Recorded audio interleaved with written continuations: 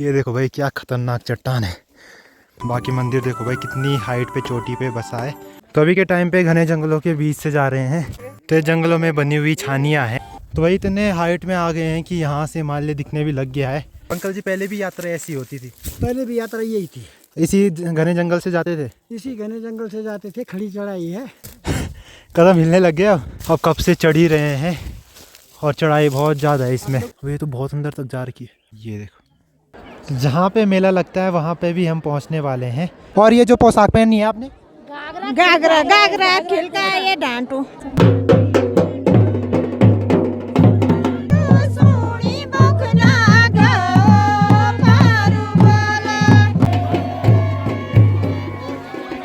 तो ये चीज़ें भाई बहुत कम गाँव में देखने को मिलती है। तो यहाँ ना खेती काफ़ी अच्छी होती है। तो कुछ ऐसे भंडार गृह बनाए जाते हैं जहाँ अनाज रखा जाता है। और गांव के बगल में ही सिलक्यारा टनल है। तो आप सभी को प्रणाम। तो स्वागत है आप सभी का मेरे एक नए ब्लॉग में उत्तरकाशी के मंझ गांव से। और गांव बेहद खूबसूरत है। और लोकेशन देखो भाई कितनी प्यारी लोकेशन है। और गांव काफ़ी बड़ा है। यहाँ से लेके यहाँ ऊपर तक फैल रखा है। तो मिलिए भाई कान्हा से। तो कान्हा अभी मुझे अपना गांव घुमा रहा है। तो कान्हा भाई 8वीं में पढ़ता है और आज स्कूल नहीं गया ना। तो फिलहाल अभी कान्हा मुझे गांव के इस साइड जहां से पूरा गांव दिखता है वहां पे लाया है। और बड़ी प्यारी लोकेशन है। पूरा गांव दिख रहा है और गांव के खेत भी आराम से दिख जा रहे हैं। गांव का गदेरा दिख रहा है यहाँ नीचे। और गांव में गदेरा ही पास में है तो पानी की भी पूरी व्यवस्था है। तो खेती भी बढ़िया से होती है यहाँ। तो यहाँ पे अभी तक तो धान बोया था। अब यहाँ पे गेहूँ बोया जाएगा। और साथ ही साथ में यहाँ बगीचे भी हैं। यहाँ पे अखरोट का बगीचा है ये वाला। ये अखरोट के पेड़ आपको दिख रहे होंगे। और इस साइड सेब का बगीचा है। और बाकी एक छोटा सा बगीचा यहाँ पे है। तो अभी ये छोटा ही बगीचा है। छोटे छोटे पौधे हैं। और आजकल धान काटी है तो धान को ऐसे पेड़ों में लगाई है। बाकी देखो कितना सारा यहाँ पे घास लगाया है पेड़ में। और ये बाद में जानवरों को खिलाने के काम आएगी जब घास ख़त्म हो जाती है। तो कुछ ऐसे स्टोर करके रखते हैं। और हमारे यहाँ तो परशुल बोलते हैं और इनके यहाँ बोलते हैं पुरेल्डा बोलते हैं। तो इस क्षेत्र के जो इष्ट देव हैं वो बौक नाग हैं। और बौक नाग का जो पौराणिक मंदिर है ना वो यहाँ इस पहाड़ी पे है। तो यहाँ से बढ़िया से दिख जा रहा है। और 1-2 दिन में वहाँ मेला लगने वाला है और इसी के लिए हम यहाँ आ रखे हैं। तो आपको मेला भी बढ़िया से घुमाएंगे। तो इस गांव के बहुत सारे लोग ना यहाँ ऊपर जंगल में रहते हैं छानियों में। तो कल जब हम मेले में जाएंगे तो वो छानियाँ देखने को मिलेंगी। और गांव में पत्थर वाले घर देखो कितने सारे हैं जो कि कितने बढ़िया लग रहे हैं। ये देखो भाई। अंकल जी प्रणाम। प्रणाम। तो मिलिए भाई अंकल जी से। अंकल जी का थोड़ा इंटरव्यू लेते हैं। अंकल जी यहीं के हैं। तो अंकल जी थोड़ा मंझ गाँव के बारे में बताओ कि कितने परिवार होंगे यहाँ? यहाँ है 150 परिवार। तो अंकल जी यहाँ पलायन लगभग कितना हो रखा होगा? पहले तो वही तो बोला हूँ, पहले 150 परिवार थे और लगभग ये समझो आपकी 25-30 परिवार ऐसे जो पलायन हो गया। हाँ। तो ये है भंडार गृह जहाँ पे अनाज रखा जाता है और पूरा लकड़ी का है। तो ये चीज़ें भाई बहुत कम गाँव में देखने को मिलती है। तो यहाँ ना खेती काफ़ी अच्छी होती है। तो कुछ ऐसे भंडार गृह बनाए जाते हैं जहाँ अनाज रखा जाता है। यहाँ मतलब खेती में सबसे ज़्यादा क्या क्या होता है? यहाँ हर चीज़ होती है, कोई भी चीज़ वो सबसे ज़्यादा यहाँ धान होता है। धान होता है ना। क्योंकि पानी की अच्छी मात्रा है। हाँ, ये है ना क्यारी का ये पूरा क्यारी का है। उखड़ यहाँ कम है। ये चीज़ें भाई बहुत कम गाँव में देखने को मिलती है। तो यहाँ ना खेती काफ़ी अच्छी होती है। तो कुछ ऐसे भंडार गृह बनाए जाते हैं जहाँ अनाज रखा जाता है। और दरवाजे देखो भाई। दरवाजे कुछ ऐसे हैं राजाओं महाराजाओं टाइप के दरवाजे हैं। और ये जो पूरी लकड़ी है ये देवदार की लकड़ी है। और इस पे कलाकृति देखिए भाई कितनी सुंदर बनाई गई है। तो ये बहुत पुराना बनाया गया है। और अब तो यार सभी जो भंडार गृह हैं वो जर्जर हालत में है। तो ये हमारी विरासत है, धरोहर है। और ये चीज़ें अब देखने को मिलेंगी भी नहीं। तो इन चीज़ों को बचाना चाहिए। और गांव तो काफ़ी बढ़िया है। गांव में मतलब रौनक ही अलग है। गांव में तो ऐसा है कि दोनों गधेरों के बीच में पानी कोई कमी नहीं, हवा शुद्ध है, पंखे की जरूरत नहीं है। हाँ है कि वो गर्मी हो सर्दी हो कुछ हो। हाँ। यहाँ खाना पाचन सब ठीक है। ये खेती तब तक है जब तक हम है। जो अब आने वाले है जैसे हमारे बच्चे हो गए, उनके बच्चे हो गए, वो नहीं करने वाले है खेती। हाँ मेहनत क्योंकि बहुत ज़्यादा अच्छा। आज की बेटी बुआरी कोई ठहराव नहीं है लोगों में। ठहराव भी नहीं है ना लोगों में। हाँ। लोग मतलब एक जगह बैठ के मतलब पूरा मतलब ऐसे जीवन नहीं व्यतीत कर सकते। पशु रखना कोई नहीं चाह रहा कि गोबर सोना पड़ता है, हाथ में जो है बदबू आती है। हाँ हैं? हाँ। जब हम पशु रखेंगे, गोबर होगी तब तो धान होगा ना, जब हम गोबर लगाएंगे खेतों में। और गांव के बगल में ही सिलक्यारा टनल है, तो सिलक्यारा टनल बनने से तो ये गांव तो भी काफ़ी फ़ायदा वाला। हाँ, थोड़ा बहुत फायदा क्या है, वो 2-4 साल का फायदा है, वो जो भी है, जब तक यहाँ कंपनी रहेगी 5-6 साल जो कुछ होगा। हाँ, तो मतलब यहाँ के लोगों को रोज़गार मिला। हाँ, रोजगार मिला वहाँ, इसी गांव में कम से कम 40-45 बच्चे हैं जो वहाँ लगे हुए, या यहाँ क्या पूरे भंडार से क्या समझो तुम। तो गांव के बीचों बीच में वासुकी नाग भगवान का मंदिर है, और वासुकी नाग भगवान को बोकनाग भी बोलते हैं। तो गांव के बीचों बीच में भव्य मंदिर है, और पिछले महीने यहाँ मेला लगा था, तो आपने मेरे चैनल के थ्रू आपने देखा होगा। अगर जिन्होंने नहीं देखा है तो वो चैनल पे जाके देख सकते हैं। तो आज के व्लॉग में मैं आपको ले जा रहा हूँ बोकनाथ भगवान के मेले की तरफ। इन्हीं पहाड़ियों पे कहीं पे बोक टिब्बा है, और वहाँ पे यह भव्य मेला लगता है। तो अब सभी रेडी हो चुके हैं निकलने के लिए। ये ना अब देहरादून वाले हो गए। अब खड़ी चढ़ाई है, तो राहुल भाई ने तो एक डंडी साथ में रख ली है। तो इस क्षेत्र के सभी लोग तैयार होके आज जा रहे हैं मेले में। तो ये देखो भाई, कुछ आगे रास्ता लग रखे हैं और कुछ यहाँ आ रहे हैं। जय हो प्रभु। आज हम बोक यात्रा में जा रहे हैं, और सभी भक्त जो है बहुत हर्ष उल्लास के साथ बोक यात्रा में जा रहे हैं। और जो बोक टिब्बा है ना, इस साइड है, तो यहाँ पे ये जंगल लग गया है, वरना दिखता है यहाँ से। बाकी इस धार से देखो भाई कितना सुंदर लग रहा है गाँव। और ये देखो भाई, बोकनाथ भगवान का मंदिर ठीक गांव के बीचों बीच में।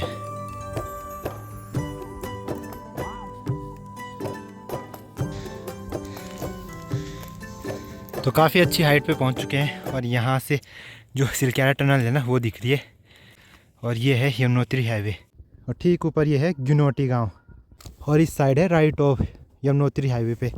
तो वहाँ से भी पैदल रास्ता जाता है बोक टिब्बा के लिए। तो ये हैं सेब के बगीचे, और उत्तरकाशी तो फेमस है भाई सेब के लिए।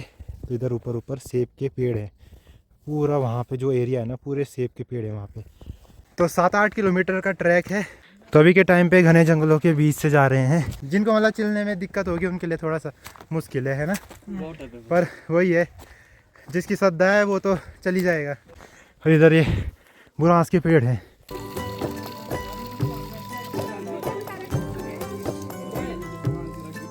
अब देखिए काफ़ी हाइट पे हम जा रहे हैं, तो वहाँ पानी की व्यवस्था है भी नहीं। तो ये लास्ट स्रोत है, तो यहाँ से पानी भर के सभी आगे बढ़ रहे हैं।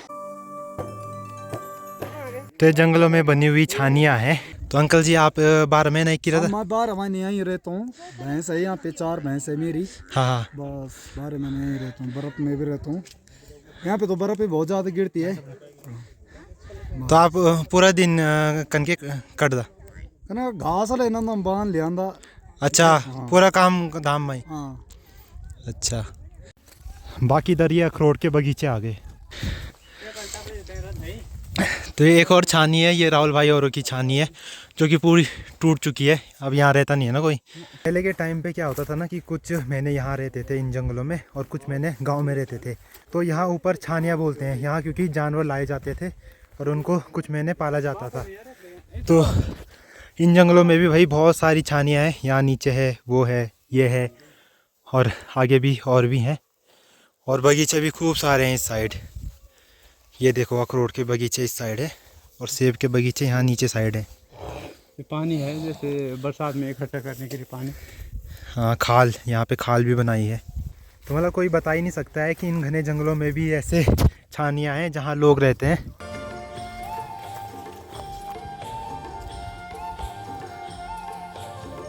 पत्थर देखिए भाई कितना सुंदर लग रहा है घने जंगल में।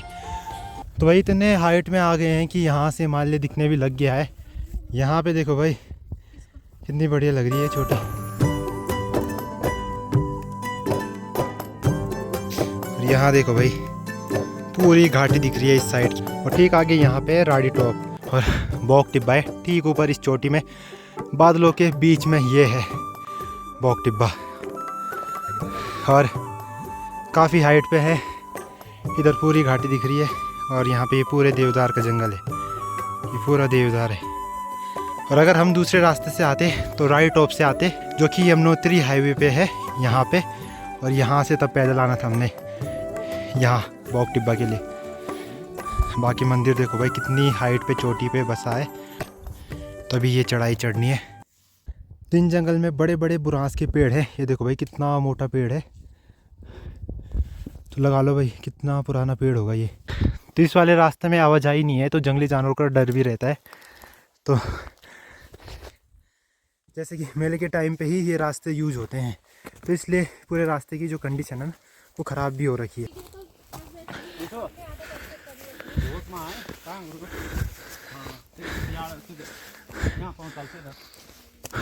तो ये बीच बीच में भाई ऐसे चट्टानों पे भी रास्ते हैं। ये देखो भाई क्या खतरनाक चट्टान है। और इस साइड भाई गहरी खाई है।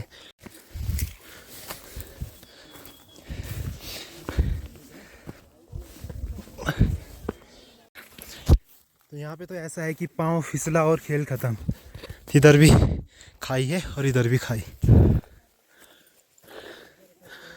भाई। अब देखिए यात्रा में अंकल जी भी यहाँ पे मिले हैं और ये भी मंझगांव के हैं। तो अंकल जी पहले भी यात्रा ऐसी होती थी? पहले भी यात्रा यही थी। इसी घने जंगल से जाते थे? इसी घने जंगल से जाते थे, खड़ी चढ़ाई है। हाँ यही है हमारा ये। अच्छा। हमारे बुजुर्ग लोग पहले बुजुर्ग लोग यहीं से चलते थे, सारे लोग यहीं से आते हैं। अच्छा। हाँ जी। तो अब तो मतलब लगभग जब मेला होता होगा तभी जाते होंगे लोग? जब मेला होता है तभी जाते हैं। और जैसे पुजाई पाजाई करने जाते हैं, होती है कभी हम अपने देवता को धरूल देना होता है। पशुपालक लोग जो हम यहाँ दूध चढ़ाने जाते हैं, वहाँ रहते हैं, भैंस पालते हैं यहाँ, गाय भैंसों के। हमारा ये जंगल है। अच्छा। यहीं से हम तब गायों का दूध या वहाँ धरूल चढ़ाने ले जाते हैं, वहाँ पे पूजाई करते हैं। पिछली बार भगवान बाबा बासुकीनाथ को दूध गाड़ा देते हैं। दूध गाड़ा और पिछली बार हमारे बाबा पिछली बार हमारे बाबा विश्व विख्यात हो गए। विश्व विख्यात हो गए वहाँ पे। टंडन में 40 मजदूर फंसे, वो सर्वसुरक्षित कृपा बाबा बना के किसी का बाल बांका बासुकीनाथ की कृपा से जो है वो सुरक्षित। हमारे ये छोटे कच्चे बच्चे सारे जितने सब उसी के रास्ते से चलते हैं, सब इसी रास्ते से चलते हैं। और देखो भाई छोटे छोटे बच्चे भी आ रखे हैं मेला घूमने के लिए। थकान लग रही है? की क्लास में पढ़ते हो तुम? नाम क्या है तुम्हारा? मंझगांव छाना तुम? तो महिलाएं भी भाई जोरों शोरों से यात्रा में आ रही हैं जी। देवता की यात्रा में जा रहे हैं। और मंझगांव के हैं ना? हाँ जी। तो मंझगांव के हैं। अब रास्ते में ना जानकार आदमी ही चाहिए जिसको रास्ते का पता हो, ऐसे में तो रास्ते भटक जाएंगे। चढ़ाई इतनी ज़्यादा है कि अब तो भाई कदम जो हैं वो लड़खड़ा रहे हैं, कदम हिलने लग गए। अब कब से चढ़ ही रहे हैं और चढ़ाई बहुत ज़्यादा है इसमें। तो फिलहाल एक और ब्रेक लिया है और अब लास्ट चढ़ाई है। तो बाकी सब मंझगांव के हैं और अभी रेस्ट कर रहे हैं यहाँ पे। थकान लगी है? थकान तो लगी है भाई।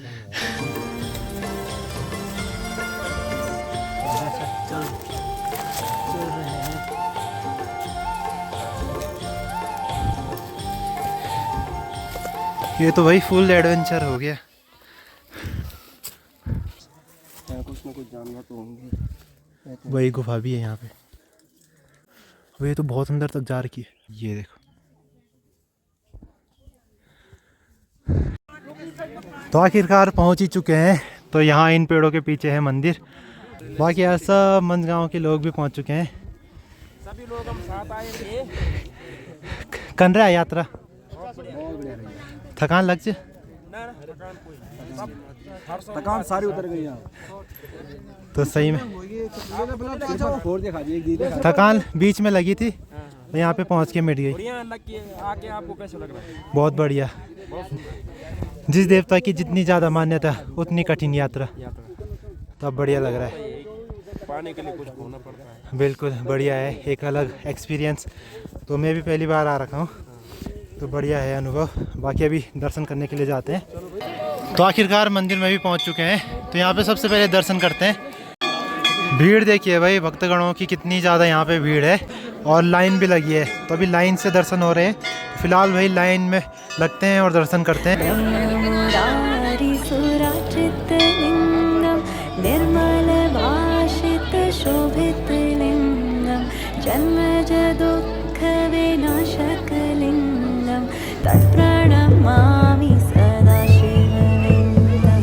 शिव समान ही मुझ में और मैं शून्य हो गई। शिव समान ही मुझ मंदिर देखो भाई कितना सुंदर और भव्य है।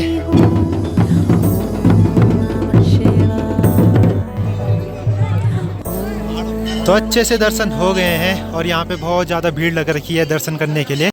बाकी भाई बढ़िया से दर्शन हुए और जय हो भोकनाथ भगवान की।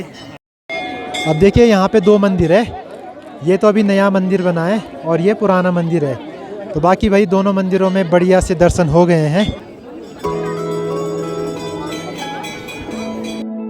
शाह में सलमान जी, ये मंदिर जो है, ये मंदिर बौख मंदिर जो है संबत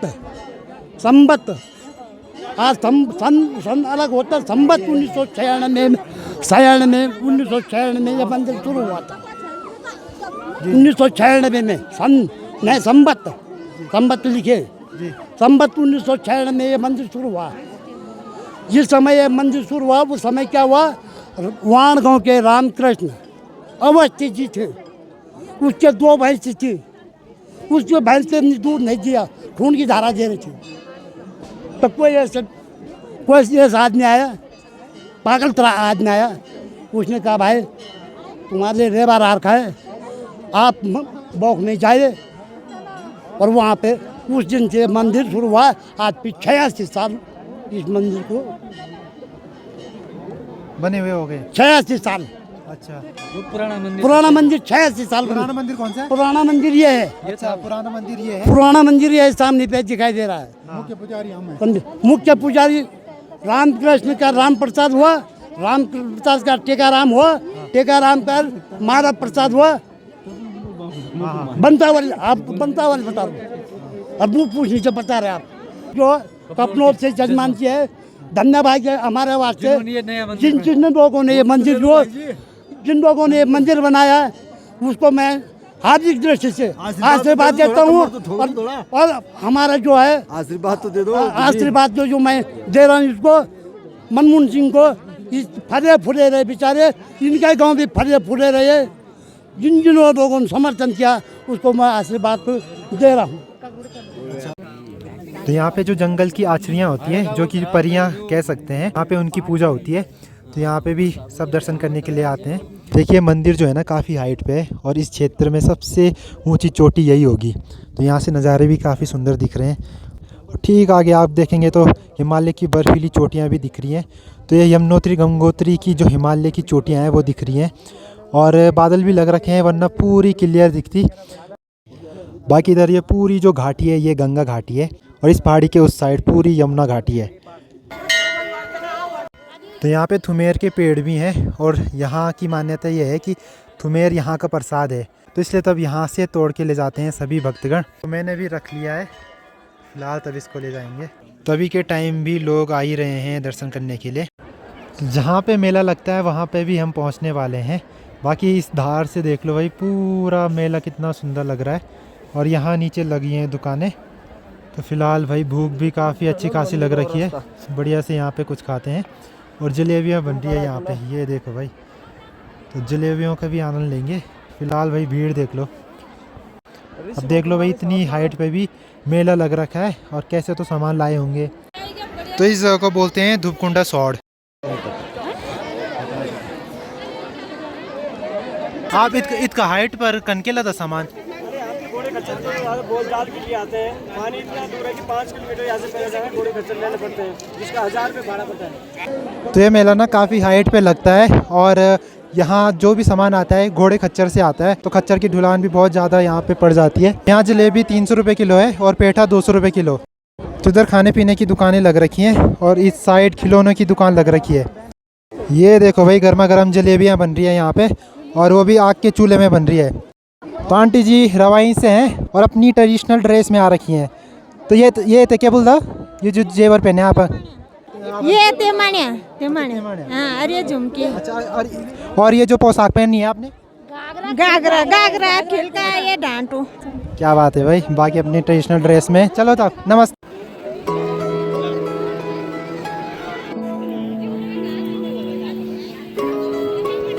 तो अभी डोली जो है यहाँ पे आ रखी है और यहाँ पे सभी दर्शन कर रहे हैं। तो जहाँ पे मेला लगता है ना, वहाँ से ठीक इस पहाड़ी के यहाँ चोटी पे यहाँ पे बौक टिब्बा, इधर ये मेरू का पूरा जंगल है। तो अब यहाँ पे बढ़िया से भाई तांजी डांस भी हो रहा है ढोल डमों में, तो आपको दिखाता हूँ मैं। यहाँ का ट्रेडिशनल डांस है ये।